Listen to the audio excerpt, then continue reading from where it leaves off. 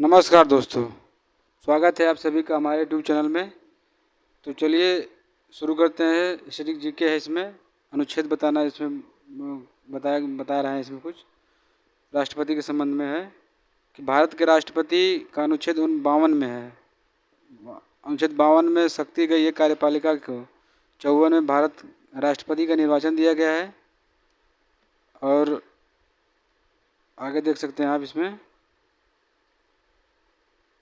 कि अनुच्छेद 56 में राष्ट्रपति की पदावधि, अनुच्छेद 60 में राष्ट्रपति का शपथ, अनुच्छेद 61 में महाभियोग दिया गया है राष्ट्रपति का, अनुच्छेद 72 में क्षमा दान करने की शक्ति है, अनुच्छेद 85 में लोकसभा का सत्र सत्रवासन और विघटन करने की शक्ति है, अनुच्छेद 123 में अध्यादेश जारी करना है इसमें, अनुच्छेद 143 में सुप्रीम कोर्ट से राष्ट्रपति किसी भी मामले पर सलाह मशवरा कर सकता है। ठीक है। अब आते हैं उपराष्ट्रपति। उपराष्ट्रपति का दिया अनुच्छेद 63 में का पद होगा। अनुच्छेद 64 में उपराष्ट्रपति सभापति का राज्यसभा का सभापति होगा। और 67 में पदावधि उनकी दी गई है। ठीक है। फिर आगे है केंद्रीय मंत्री परिषद। 64 में राष्ट्रपति की सहायता के लिए मंत्रिपरिषद, जिसका प्रमुख प्रधानमंत्री होगा। 78 में अनुच्छेद 78 में राष्ट्रपति को सूचित करना प्रधानमंत्री का दायित्व होगा। ठीक है। अब संवैधानिक पद और निकाय दिया गया है। अनुच्छेद 76 में भारत के महान्यायवादी विधिक अधिकारी होता है। अनुच्छेद 148 में भारत का नियंत्रण महालेखा परीक्षक सरकार के व्यय लेखा जोखा रखता है। अनुच्छेद 280 में वित्तीय आयोग के बारे में कहा गया है। अनुच्छेद 315 में यूपीएससी दी गई है। अनुच्छेद 324 में निर्वाचन आयोग के बारे में बताया गया है। ठीक है। अब आते हैं संसद के बारे में। संसद अनुच्छेद 79 में दिया गया है। संसद का गठन किया गया है। अनुच्छेद 80 में राज्यसभा का संरचना है। अनुच्छेद 81 में लोकसभा की संरचना है। अनुच्छेद 89 में राज्यसभा का सभापति होंगे। अनुच्छेद 93 में लोकसभा के अध्यक्ष होंगे। अनुच्छेद 100 में विधेयक पर मत बराबरी पर निर्णय लेने के लिए मत का अधिकार होगा लोकसभा अध्यक्ष को।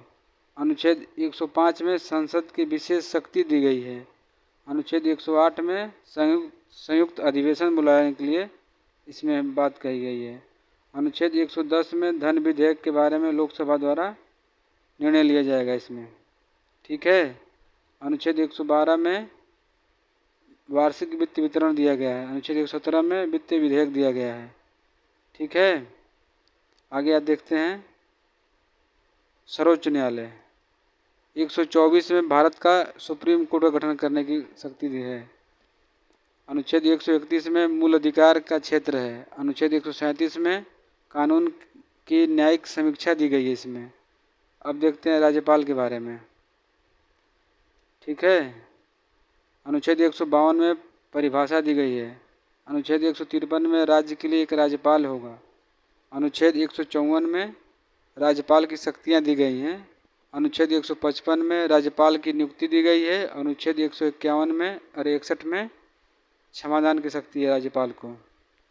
राज्य मंत्रिपरिषद। ठीक है। 163 में राज्य मंत्रिपरिषद है। अनुच्छेद 164 में मुख्यमंत्री की नियुक्ति। 165 में महाधिवक्ता राज्य सरकार का वकील होता है। ठीक है। राज्य विधानमंडल। अनुच्छेद 168 में राज्य विधानमंडल है। 179 में राज्य विधान परिषद का गठन किया गया है। अब आता है उच्च न्यायालय। 216 में हाई कोर्ट का गठन किया गया है। और 226 में मूल अधिकारों के संरक्षण के लिए रिट जारी करने की शक्ति दी गई है, इसमें बात कही गई है। अब आते हैं केंद्र और राज्यों का संबंध। 249 में राज्य सूची पर संसद द्वारा कानून बनाने का अधिकार है।